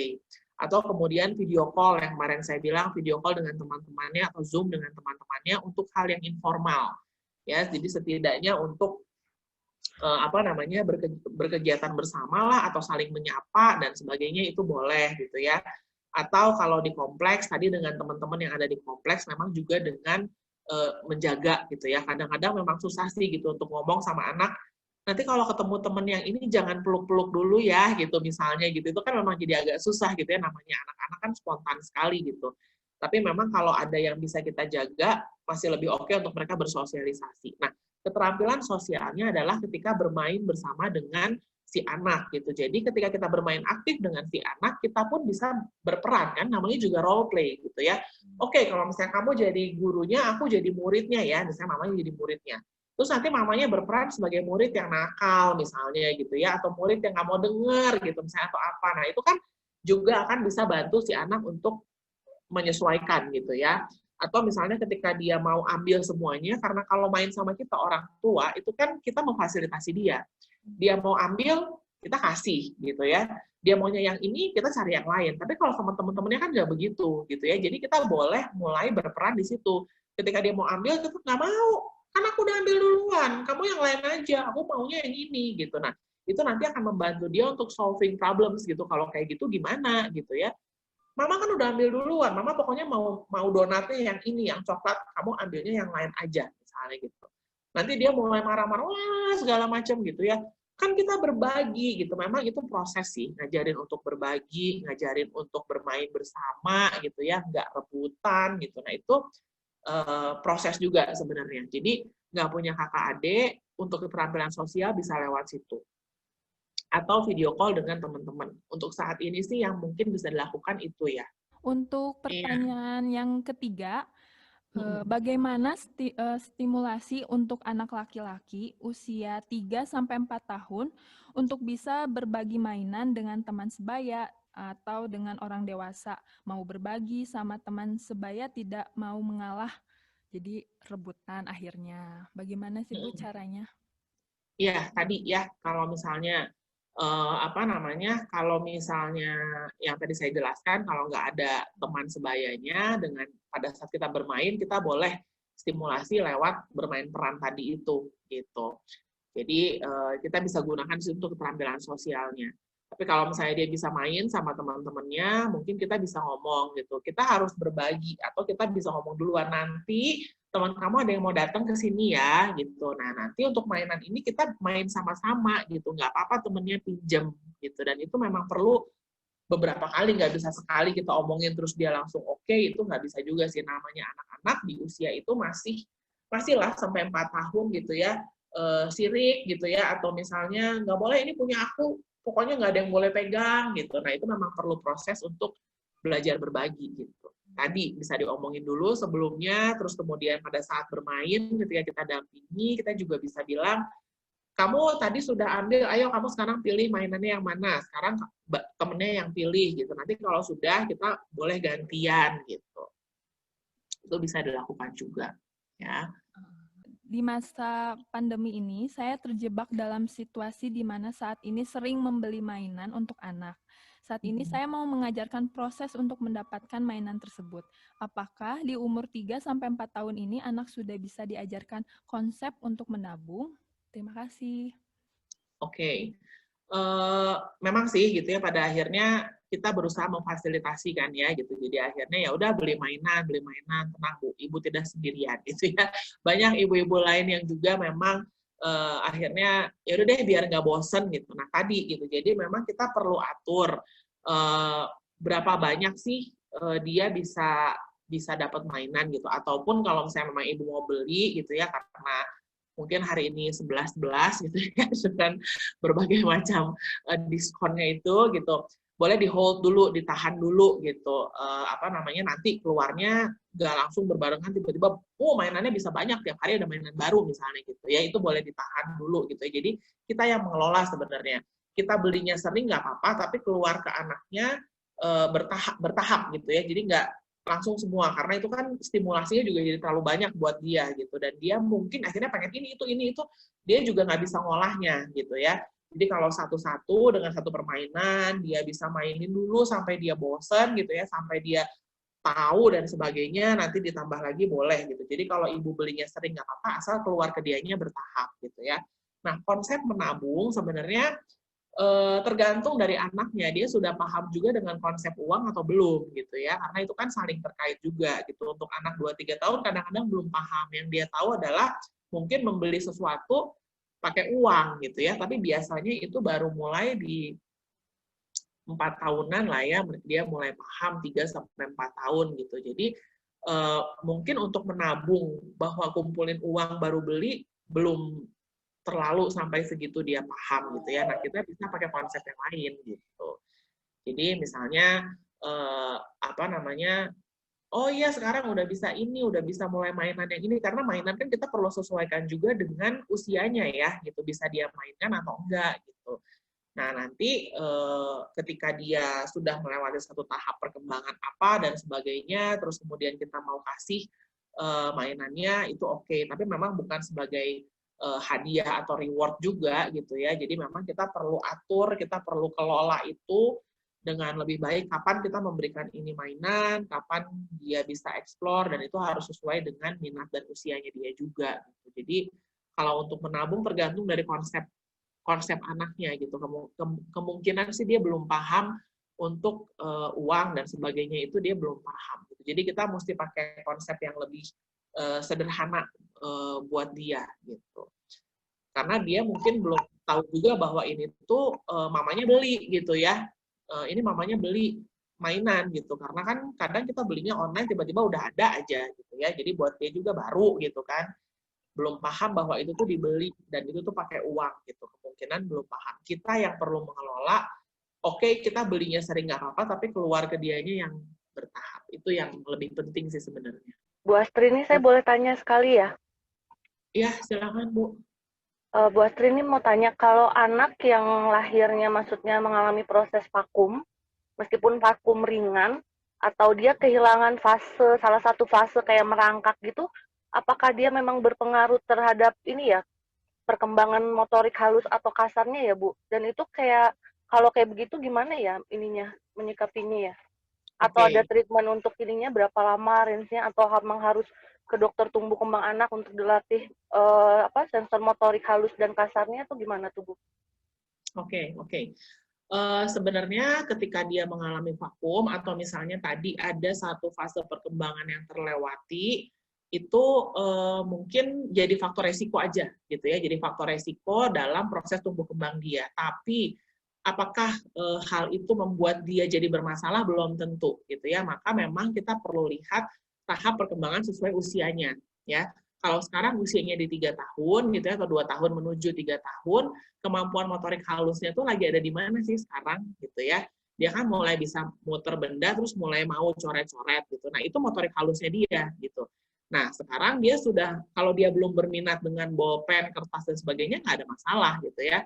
Kita bisa cari yang lain. Motorik halus itu kan bisa menggulung Play-Doh misalnya gitu ya, bikin Play-Doh dan sebagainya, itu oke. Stimulasinya adalah dengan kegiatan sebetulnya ya. Jadi dengan kegiatan yang kita berikan ke dia yang banyak menstimulasi motorik halus, kalau motorik halusnya yang memang kurang sesuai dengan usianya. Nah, lalu misalnya fase merangkak terlewati, ya memang itu jadi faktor resiko juga gitu. Merangkak itu untuk apa sih sebenarnya gitu ya. Jadi ketika anak mulai belajar tengkurap, terus kemudian mulai bisa angkat badannya gitu ya, dia melihat ke depan, itu kan fokus dia gitu. Kenapa ketika dia sudah mulai merangkak, mainannya perlu ada di bawah, jangan lebih sering dia ngeliatnya ke atas gitu ya, bahwa dia memang perlu untuk yang ada di eye levelnya dia gitu. Nah, kemudian fase merangkak itu kan menguatkan tangan sampai bahu gitu ya. Biasanya memang fase merangkak itu nanti jadi faktor resiko untuk menulis gitu ya, kegiatan yang terkait dengan paper and pencil. Karena dengan tidak merangkak, dia nggak terlalu kuat gitu ya, tapi tidak semua anak begitu ya. Jadi ini memang mesti dilihat sesuai dengan usianya. Mungkin aja nanti ketika dia mulai harus menulis, ketika di kelas 1 SD, mulai banyak nyalin, banyak nulis, lebih cepat capek misalnya gitu ya. Nah itu biasanya tadi, karena mungkin fase merangkaknya terlewati. Jadi tidak terlatih nih kekuatan otot sampai bahunya gitu. Sehingga ketika nulis cepat capek, dan ketika makin banyak yang harus tulis, makin nggak mau gitu ya. Nah, stimulasinya bukan dengan semakin banyak dikasih bahan menulis gitu ya. Kita aja kan kalau misalnya kita nggak bisa masak, terus tetap disuruh masak kan jadi sebel. Nah, yang kita harus lakukan adalah stimulasi kegiatan pra-menulisnya. Kegiatan untuk menguatkan otot-otot bahu dan tangannya gitu. Kalau anaknya sudah besar, misalnya sudah 3 tahun, 4 tahun, kan nggak mungkin disuruh merangkak lagi gitu ya. Sekarang merangkak lagi di bawah. Nah, boleh cari mainan-mainan yang misalnya pakai terowongan gitu ya, ada tunnelnya. Nanti mesti kalau mau lewat terowongan harus merangkak dulu gitu. Nah, atau permainan monkey bar yang dia harus bergelantungan, ada besinya gitu ya, terus dia harus bergelantungan, itu akan bantu untuk menguatkan tangan dia. Jadi, kalau memang ada satu aspek perkembangan yang memang kurang dari usianya, biasanya memang saya tanya faktor resikonya, ada nggak riwayatnya. Kalau nggak ada, berarti memang pure dari motoriknya dia misalnya gitu. Nah, nanti stimulasinya yang kita cari gitu. Stimulasi apa yang bisa bantu untuk menguatkan itu. Jadi, Ibu tidak perlu khawatir bahwa ketika itu ditangani secara dini gitu ya, kita sudah tahu memang ada kesulitan dan langsung kita tangani, maka itu akan bantu anak kita untuk bisa ngejar kekurangannya mereka. Gitu. Oke, pertanyaan selanjutnya. Siang Bu, saya ingin bertanya mengenai bagaimana solusinya. Kebetulan anak saya tidak suka saat memegang yang lengket. Saat ini sudah terbantu mau pegang lem, tapi masih lebih sibuk untuk membersihkan tangannya. Nah, ya nggak apa-apa, pelan-pelan aja ya. Jadi nggak perlu dipaksa, karena semakin dipaksa anak jadi semakin nggak mau gitu. Jadi nggak suka pegang yang lengket ya nggak apa-apa, tapi misalnya bertahan gitu ya. Oke, sekarang pegang lem sampai selesai dulu ya, ngelem yang mesti dilem misalnya banyak gitu ya, dan dia nggak tahan untuk satu proses itu. Oke, kita ngelemnya 3 dulu ya, habis ngelem 3 kamu boleh cuci tangan. Habis cuci tangan balik lagi ngelem lagi untuk yang 3 berikutnya atau tambah jadi 4 gitu ya. Itu untuk bantu toleransi dia jadi makin lama makin besar gitu, karena kita pun sampai kita dewasa kan ada yang kita nggak suka juga sebenarnya gitu ya, tapi untuk anak-anak kita bisa bantunya tadi. Oke, 3 dulu, baru habis itu cuci tangan. Nanti 4, baru cuci tangan gitu ya. Lalu permainannya boleh pakai pasir kinetik atau misalnya pakai bikin adonan Play-Doh misalnya gitu, atau bantu bikin kue gitu. Jadi kita pakai stimulasi-stimulasi lain yang menyenangkan buat dia, karena ada hasilnya. Nanti kalau bikin kue bisa kelihatan hasilnya gimana, tapi lewat kegiatan dia banyak menggunakan taktilnya, tapi nggak dipaksa gitu ya. Jadi cari kegiatan-kegiatan lain yang banyak menggunakan taktil dia dan menarik buat dia. Oke, terima kasih Bu. Selanjutnya ini ada pertanyaan untuk tipe anak yang keras kepala, jadi segala sesuatu tidak mau diajarin dalam proses belajar, tapi lebih mau belajar sendiri, learning by doing, belajar lebih sendiri sesuai dengan mau dan tidak sabar. Nah, itu bagaimana ya, Bu? Oke, jadi memang banyak juga anak-anak yang dibilangin susah gitu ya. Nah, sekarang sih kalau misalnya memang proses belajar, mungkin yang boleh kita bikin adalah aturan untuk kesepakatannya dulu gitu. Jadi kalau misalnya maunya sendiri sesuai yang dia mau, kita bisa kasih pilihan gitu ya. Sekarang itu harus ngerjainnya ini sama ini sama ini. Kamu mau yang mana dulu? Gitu. Jadi tetap dia bisa menentukan dia mau yang mana dulu. Terus kemudian kita bisa bilang gitu ya, kalau kamu sudah lakukan ini, terus salah, kita nggak ada gantinya. Mau dengerin dulu nggak? Atau kamu tetap mau coba, misalnya gitu. Boleh sih, gitu. Memang jadi akhirnya kita yang perlu lebih sabar untuk membantu prosesnya dia, gitu. Untuk membantu menjalani prosesnya, gitu. Tidak sabar memang karena anak-anak sekarang terbiasa semuanya cepat, gitu. Dan anak-anak semuanya pressure principle. Aku pengen, aku mau dapetnya sekarang, gitu kan. Aku suka, aku mau dapetnya sekarang, gitu. Jadi tetap pakai proses aja, gitu. Bahwa ini kan parenting is a journey gitu ya, jadi satu perjalanan yang memang kita harus nikmati prosesnya gitu. Jadi ketika dia mau learning by doing, kita bisa lihat proses apa yang memang itu bisa dilakukan learning by doing, tapi ada proses yang kamu ini harus denger mama gitu, atau memang anak-anak ada yang memang perlu pengalamannya gitu ya. Pengennya pegang gelasnya, udah dibilang ini tuh gelasnya panas gitu, isinya kopi, ini panas, tetap pengen pegang sekali gitu ya, baru dia tahu itu panas, dia akan stop gitu. Jadi boleh dikasih pengalaman-pengalaman yang seperti itu buat anak-anak. Oke, terima kasih Bu. Selanjutnya, pertanyaan selanjutnya, bagaimana cara mengatasinya jika anak suka distract ketika Zoom sekolah? Contohnya pada saat ketika Bu Guru nanya, dia tidak langsung menjawab, entah sibuk dengan hal lain. Jadi orang tuanya harus mengingatkan untuk menjawab pertanyaan Bu Guru. Terima kasih. Jadi orang tua harus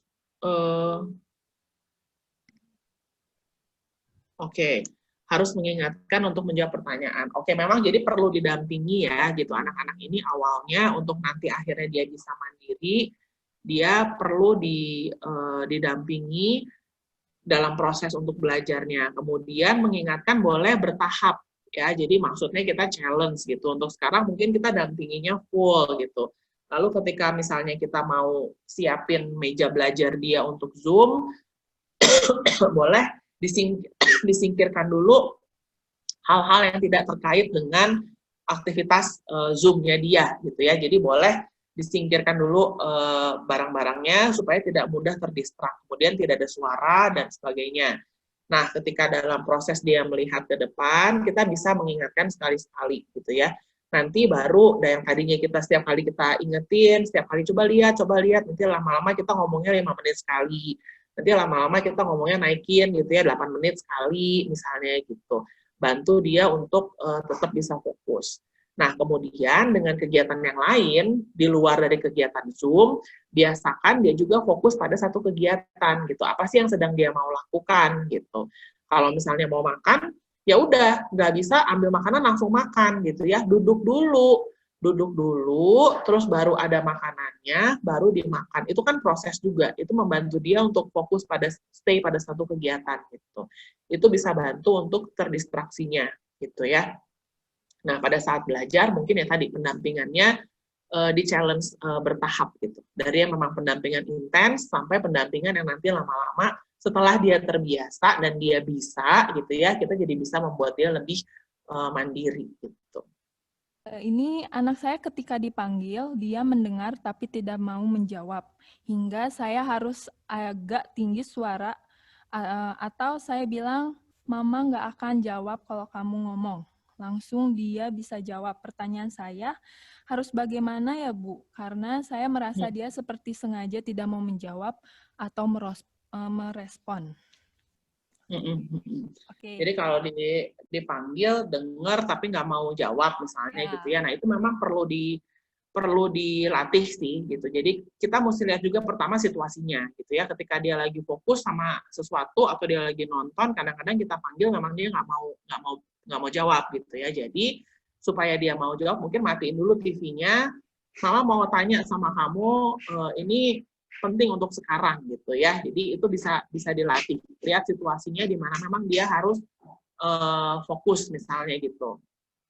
Itu bisa dilatih ke situ. Nah, lalu kalau untuk hal-hal yang lain, jadi kita bisa bilang, Mama udah tanya, kamu mau ini enggak misalnya gitu ya. Terus kamu nggak jawab, ya sudah, Mama nggak kasih. Ketika dia minta, kan tadi Mama sudah tanya, misalnya udah lewat nih waktunya gitu. Sekarang tadi misalnya ditawarinnya snack, sekarang udah jamnya makan, nggak ada snacknya. Sekarang kita makan malam gitu. Jadi dia paham bahwa ketika ditanya dan nggak jawab itu memang ada konsekuensinya gitu ya. Jadi untuk anak-anak memang belajarnya dari situ, ada konsekuensi yang memang jadi dampak ketika dia melakukan satu kegiatan gitu. Jadi dampak ketika dia melakukan sesuatu. Jadi bukan sistemnya bukan punishment ya gitu, tapi lebih ke konsekuensi gitu. Itu untuk menguatkan atau menghilangkan perilaku tertentu, kita bisa pakai itu, sistem konsekuensi itu. Oke, pertanyaannya apakah reward atau punishment sudah bisa diterapkan di umur saat ini? Karena terkadang jatuhnya seperti mengancam. Contohnya, kalau nggak makan sendiri nggak boleh main. Nah, maksudnya ini punishment, tapi apa jatuhnya seperti mengancam, dan apakah boleh? Nah, bagaimana nih, Bu? Oke, tadi yang saya bilang ya, sebenarnya untuk membentuk perilaku itu pakai konsekuensi gitu, karena memang kalau mengancam atau punishment itu kadang-kadang tidak terkait dengan apa yang dia lakukan sebenarnya gitu. Jadi bisa misalnya gini konsekuensinya, ketika kamu makannya lebih lama gitu ya, karena nana-nunu gitulah ya gitu ya, disuapin apalah apa segala macam. Ketika makannya jadi lebih lama, maka jam nonton TV-nya tuh jadi berkurang. Itu konsekuensi gitu. Jadi habis makan nggak bisa lagi main, karena habis makan tuh jadwalnya apa, misalnya yang lain gitu. Kalau misalnya pagi-pagi biasanya nonton TV dulu, terus baru mandi segala macam, bisa nonton TV dulu sebelum sekolah, Zoom misalnya gitu ya. Nah, karena kamu makannya lama, mandinya lama, nonton TV-nya ya nggak ada. Jadi ini kan langsung Zoom misalnya, buat sekolah online misalnya. Jadi pakai konsekuensi sih untuk anak-anak. Karena kalau memang mengancam, kadang-kadang kita nggak bisa lakukan ancaman itu gitu ya. Untuk anak-anak yang lebih kecil mungkin saat itu bisa efektif banget gitu ya, tapi ketika dia sudah mulai besar kan dia mulai belajar gitu, bahwa ketika mama bilang, mama nggak mau urus lagi pokoknya gitu ya nggak mungkin gitu kan gitu. Jadi suatu hal yang tidak mungkin kita lakukan, kita jadikan sebagai ancaman, itu nantinya membuat dia belajar, ya mama tuh biasanya ngomong aja, tapi memang nggak dilakuin gitu. Nah itu membuat jadi nggak kebal lagi sama dia gitu. Jadi memang kalau untuk anak-anak yang lebih kecil sebenarnya lebih boleh atau tidak gitu ya. Karena untuk anak yang lebih kecil belum negosiasi, tapi dia mencobai gitu. Yang semakin dilarang semakin dia lakukan gitu. Nah kita bisa bilang nggak boleh gitu. Dia nangis, pokoknya tetap mau, yang nggak bisa nggak ada gitu. Sekarang udah jamnya nggak itu gitu misalnya. Gitu. Nah, Jadi lebih ke konsekuensi. Ya. Oke, betul sekali. Para orang tua sering merasa terintimidasi atau ingin anaknya yang terbaik. Dalam urusan sekolah selama PJJ ini, banyak pembelajaran yang diambil alih prosesnya sehingga yang diutamakan adalah hasil akhirnya. Lalu pertanyaannya, bagaimana masukan untuk para orang tua dan bagaimana juga masukan untuk pihak sekolah? Karena tren sekolah anak saat ini bukan hanya di Santo Yusuf, mungkin di luar juga, adalah memposting pekerjaan anak yang bagus-bagus, sehingga tidak sadar mengintimidasi orang tua lainnya untuk lebih tidak seperti percaya diri, begitu Bu. Nah, hal tersebut bagaimana? Tadi ini pertanyaannya, jadi nggak result oriented gitu ya, karena prosesnya, betul. Nah, mungkin boleh kalau untuk sekolah, mungkin penekanannya tidak hanya pada hasil gitu ya. Jadi maksudnya untuk postingan dan sebagainya, itu mungkin boleh diminta untuk diceritakan juga prosesnya gitu, dari ide sampai hasil akhir gitu, prosesnya itu seperti apa gitu. Nah, buat orang tua, pada akhirnya memang kita harus memanage ekspektasi kita gitu ya. Ada hal-hal yang mungkin tidak bisa seperti harapan kita dan tidak sebaik prosesnya seperti yang selama ini kita inginkan gitu ya. Sama buat sekolah juga, kenapa ada kurikulum darurat sebenarnya kan karena kita nggak bisa punya ekspektasi anak-anak itu paham 100% gitu, dan kurikulum bisa berjalan 100% memang diberikan dalam 1 tahun ajaran gitu ya, karena prosesnya pasti akan lebih lambat gitu. Nah, memang ketika menekankan pada proses, mungkin boleh kita lihat anak kita kemampuannya ada di mana, kemudian prosesnya seperti apa. Nah, sekolah mungkin bisa memposting prosesnya gitu ya. Jadi lebih menekankan pada si proses itu gitu, bukan hanya pada hasil akhirnya gitu. Tergantung dari masing-masing area, masing-masing mata pelajaran gitu, itu tujuannya mau kemana gitu, hasilnya mau kemana gitu ya. Jadi memang perlu dilihat itu sih gitu. Karena memang pada akhirnya ya kita yang bisa mengelola, yang bisa memanage ekspektasi kita masing-masing gitu. Kemarin juga pernah sih ada pengalaman gitu ya, ketika 17 Agustusan tuh kemarin di sekolah keponakan saya gitu, terus kemudian ada lomba nih gitu ya. Memang kalau lomba sih hasil akhirnya mungkin gitu ya, siapa paling cepat dan sebagainya gitu ya. Pas kemudian lombanya mewarnai gitu kan. Nah, jadi ya prosesnya adalah ketika si anak itu mewarnai di depan kamera gimana gitu. Tapi memang kadang-kadang ada tiba-tiba yang kok di ujung kameranya ada pensil goyang-goyang gitu ya. Ternyata dibantuin mewarnainya gitu kan. Karena mungkin ada keinginan orang tua juga gitu ya, untuk supaya anaknya hasilnya bagus gitu kan gitu. Nah, mungkin ya kita boleh sekolah lebih berorientasi pada proses bagaimana sih si anak ini. Jadi jurnal ya gitu, mungkin yang diminta akhirnya jurnal. Sampai jadi idenya begini tuh prosesnya gimana misalnya gitu. Nah, orang tua juga mesti melihat dan lebih sabar. Ketika memang anaknya belum bisa mencapai, ya nggak apa-apa, memang ini kan proses gitu ya. Nanti mungkin lain kali di kesempatan yang lain anaknya bisa dikasih tahu gitu. Kemarin kan kita nggak berhasil nih gitu. Sekarang kita mau berhasil, mau sampai sini enggak, itu kan sebenarnya ngajarin dia punya goal juga ya, ngajarin punya tujuan juga gitu. Jadi mau nggak sampai sini? Kalau kita mau sampai ke sini, kita harus kerjainnya begini, kita coba yuk misalnya gitu. Nanti kita dapat hasilnya gimana gitu. Jadi belajar mereka menghargai proses yang mereka lakukan dengan hasil akhir yang mereka dapatkan. Gitu. Mungkin itu masukan yang bisa saya berikan buat orang tua juga buat sekolah ya. Pertanyaan selanjutnya, apa dampak negatif untuk perkembangan anak usia 3-4 tahun yang ditegur dengan nada tinggi? Maksudnya, anak baru merespon kalau dengan nada tinggi, kemudian kalau suara pelan dia nggak respon. Nah, itu bagaimana ya, Bu? Ya, jadi kalau memang terbiasa dengan nada tinggi, maka toleransi si anak itu akan semakin tinggi juga gitu ya. Sama seperti kalau misalnya kita nyubit ya.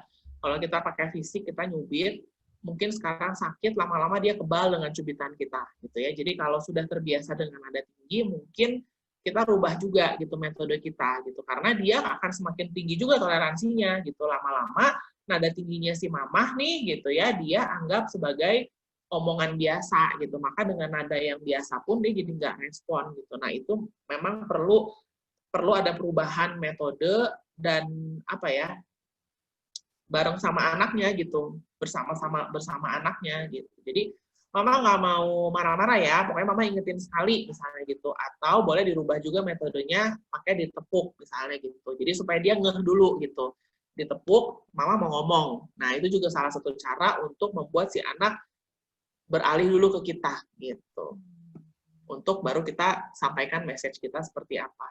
Jadi dampaknya sih kalau nada tinggi terus-terusan ya tadi toleransi dia juga akan semakin tinggi gitu. Oke, terima kasih Bu. Mungkin untuk Mami Papi sejauh ini pertanyaan sudah selesai. Apakah ada Mami Papi lagi yang mau bertanya? Boleh langsung saja di unmute. Oke, ya betul. Kami masih ada 10 menit lagi tanya jawab. Ya. Sudah saja mungkin ya. Oke, kesimpulan dari parenting kali ini adalah bahwa kita tahu ya, pentingnya orang tua tuh sangat harus berpikir yang untuk selalu melibatkan aktivitasnya anak untuk bergerak, kemudian lalu melatih kemandirian anak agar sesuai dengan usianya yang tetap.